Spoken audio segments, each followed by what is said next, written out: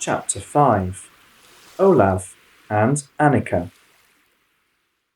We are sitting near a fire in the woods. Its calm flame gives us warmth and comfort. It is a chilly spring morning. The sun recently began to rise above the horizon. The new day is awake, and the birds greet the dawn with their songs that decorate the silence of the forest. Odin began to speak. Love between a soul and God usually has a story that lasts more than one earthly life. I took care of you, as well as of many other people, for many lives. I watched over your development in this life from the very beginning. I bathed you in my lakes. I taught you to admire the beauty and to love everything around you. I sat with you near many fires without you noticing me or recognizing me. And then, many of your years of studying me have united us even more firmly. Now I am telling you stories about earthly love and about heavenly love. With the waves of my tenderness, I again and again embrace you and everyone who reads these lines. By using the emotions of the heroes of this saga, I want to embrace everyone with my light and submerge everyone in my depths. Now let the words sound in which one can hear the voices of seagulls and feel the splashes of the waves against the sides of the boat. May the fragrance of the flowers and the salty taste of the drops of the sea reach every soul. May the expanse of my northern lands be so palpable that, by only reading, one can expand oneself over this vastness, loving every pebble and every pine, which found the strength to take root in a crag and not fall from the strong bursts of the winter wind. Odin easily opens the image of his northern lands before my inner vision. There, granite rocks rise on both sides of the fjord. The streams of the waterfalls fall in some places of the cliffs. The pines manage to keep their trunks with their strong roots in the steep slopes. The crystalline surface of the water reflects the sky with the delicate tracery of the white clouds. It seems like we are flying, as consciousnesses, above the surface of this mirror of water. I begin to hear the sounds of oars touching the water.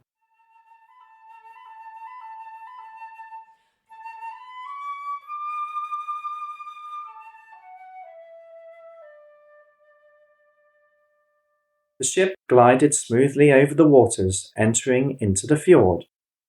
The movements of the rowers were harmonious and rhythmic. It seemed that the cliffs covered with trees in some places floated to the right and to the left. Ahead, an entrance to a small bay opened up. The small and long houses of the Vikings were lodged here, protected from the winds by the large cliffs.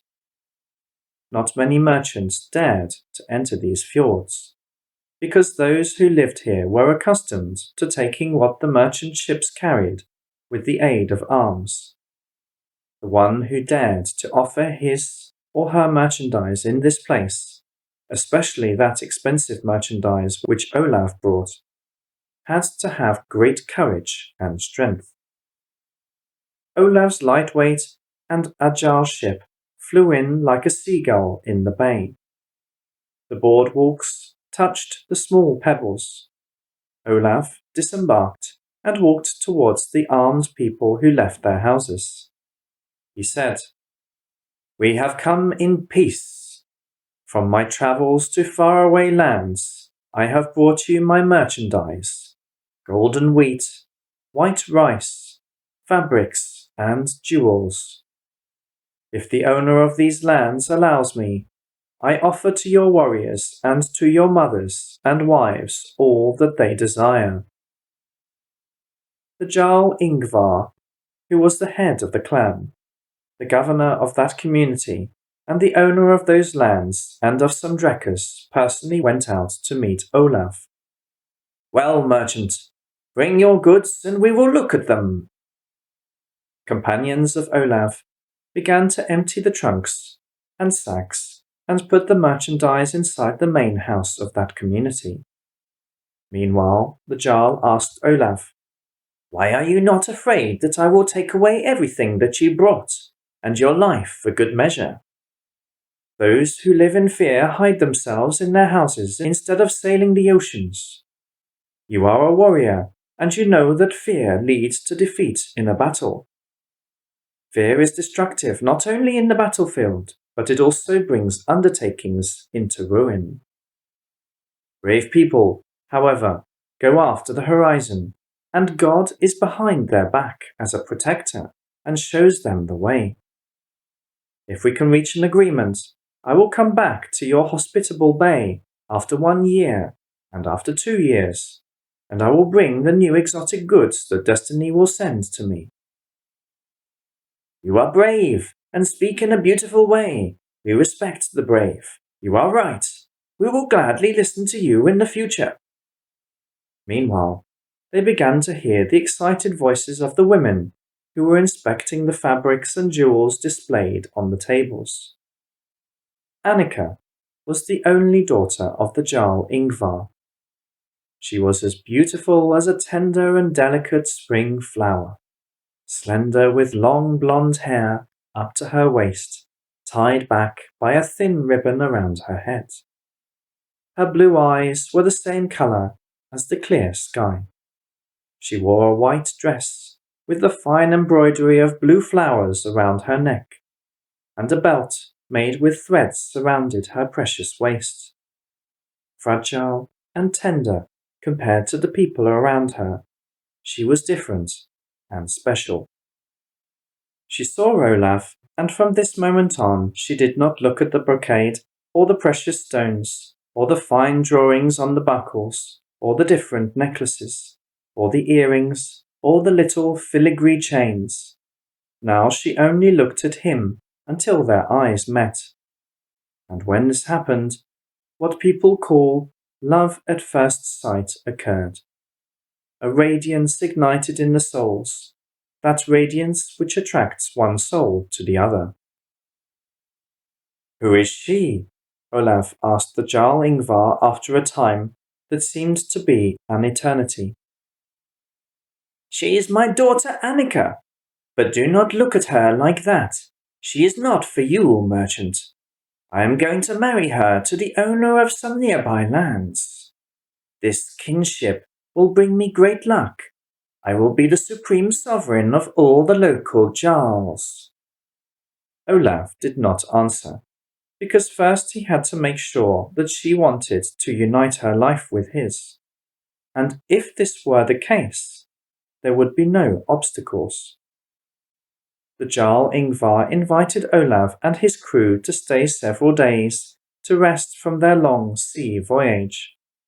In addition, he decided to hold a feast with a competition between the friends of Olav and his warriors.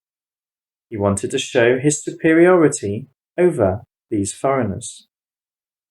Olav did not have anything against this, because his friends also agreed to rest there, to participate in the competition, and to show their mastery in the handling of swords and bows. On the day of the competition, while everyone was preparing for the tournament, Olav and Annika moved away from the others and headed for the shore where they could talk alone, having hidden themselves from curious eyes. The most important thing had already been said between them, with their words, with their looks, with their touches, and with the tenderness of the love that was burning stronger and stronger. Annika looked at Olav in such a way that he no longer had any doubts that fate had given him a mutually experienced love. It was as if they had begun living in another world that illuminated everything around them with a state of growing happiness, rising from mutual understanding and unity of souls in the shining light. "Tell me about yourself, Olav. I want to know everything about you. Where were you born? Where did you live? and what is important to you. But you yourself have not told me anything about you. Why should I if you can see me like the palm of your hand? Besides, my life is so simple that I do not have anything to tell. My years passed by each one like the next. I rejoiced with the arrival of spring, with the flocks of swans that fly above my house, with the flowers that open themselves up. Then summer arrived, and the tender sun warmed both me and all of nature, which also rejoiced in the short northern heat. Then autumn and winter arrived, and I spent many sunsets near the flame of the fire, doing sewing chores. So I have nothing to tell. You, on the other hand, have seen and known much. I was born in the lands of the north, much further east than here. I became an orphan very early, and destiny brought me to the southern lands. There, a person who later became my adoptive father educated and taught me. What god do you worship? How should I pray for your well-being and protection?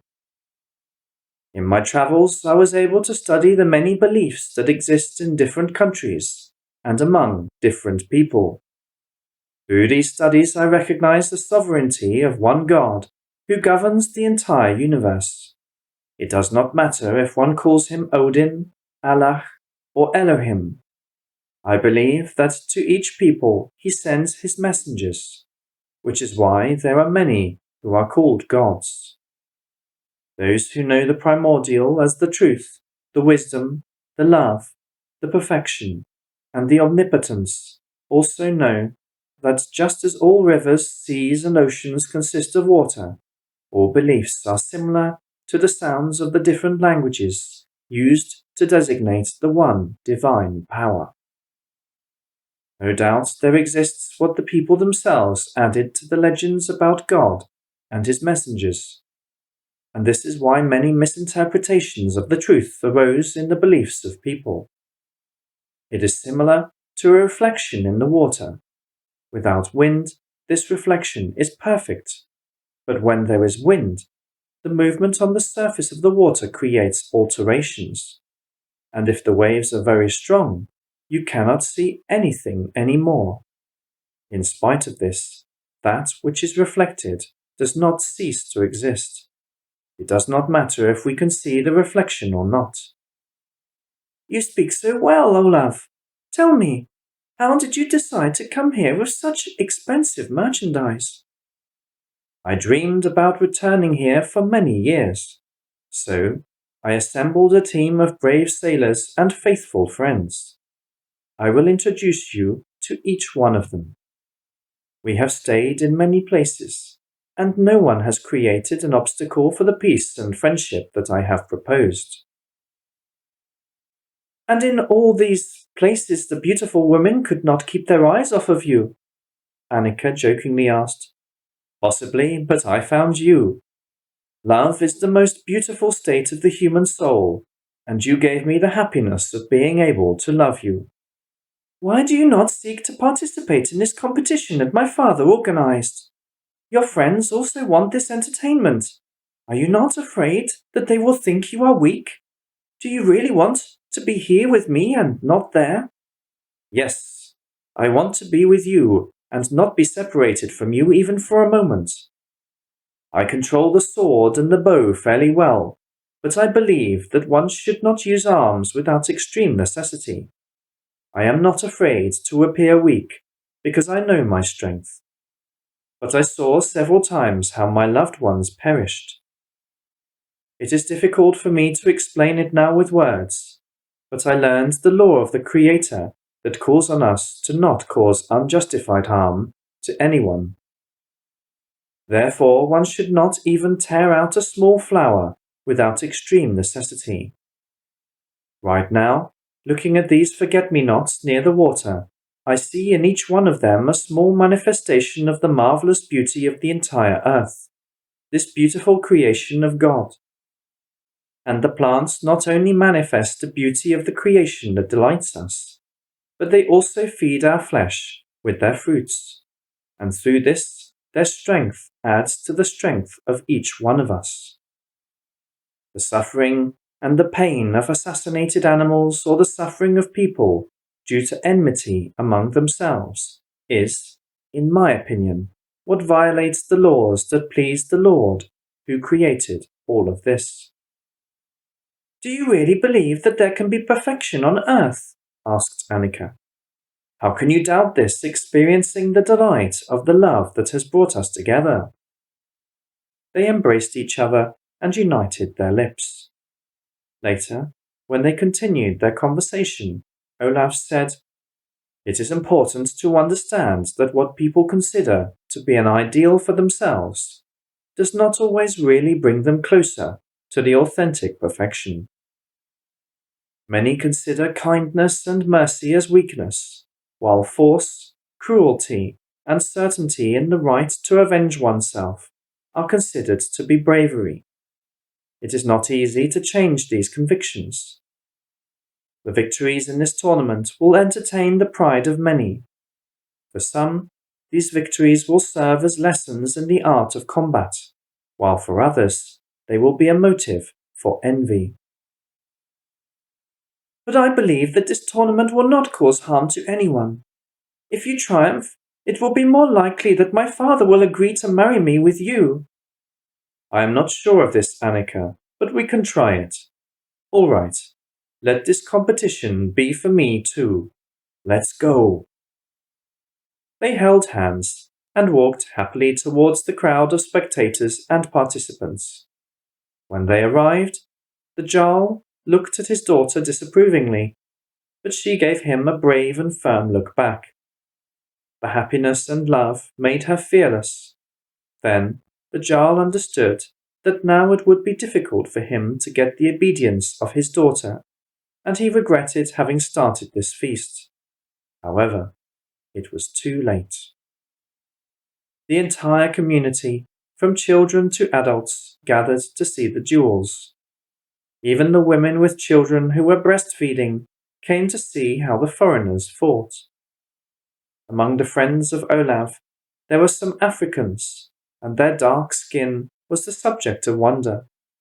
Everyone was also interested in the armament of the friends of Olav, who had lightweight swords and sabres, as well as thin armor that shined like scales.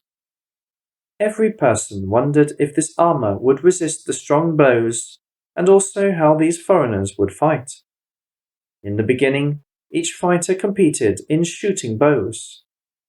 Later, the duels with swords began. Whoever lost left the competition, and whoever won continued to compete. Olav beat everyone. No one could compare with him in the speeds of his attacks and his defenses. It seemed that he predicted every movement of his adversary before that person could even move. The attacks of Olav were so precise that he did not even injure his opponent. Instead, he simply put his sword in such a position that the next movement would be fatal for his rival. Initially, Ingvar wanted to fight with this merchant to give him a lesson. But, seeing how his best warriors were defeated one after another, he decided not to participate in the tournament. Together with all the others, he greeted the victor, saying, "Ask for any prize, merchant. You are truly a powerful warrior. I ask you for the most beautiful treasure in the whole world. Let me marry your daughter, Jarl Ingvar." "You are bold, stranger, but these matters are not resolved so quickly. You will give me a great ransom for my daughter. You will bring your boat filled with gold and jewels to this bay once again, and only then will we celebrate the marriage. Of course, you will leave me what my people did not buy now as an advance payment. You promised to come here again, so I will wait for you for 1 year. Are you rich enough to gather such a ransom?" "I have enough gold and jewels to fulfill this, but let your daughter marry me now. My word is as firm as the blows of my sword, and later you will receive what you want." "No, merchant. First, bring me the gold. There is no other way. And hurry. For if you do not return after 1 year, I have another candidate, the union with which will give me the same influence as your gold. Now let's feast. Prepare the tables with the food." Everyone ate, and the young Skald Rune sang his beautiful songs about brave warriors and about the heroes of the legends of different people. He sang about the love of the bride waiting for her fiancé. He not only sang the ancient songs, but he composed new lines, listening to them in the world known only by poets. Everyone applauded him, for in these lands, the art of the Skalds was appreciated in almost the same way as the valor of the warriors.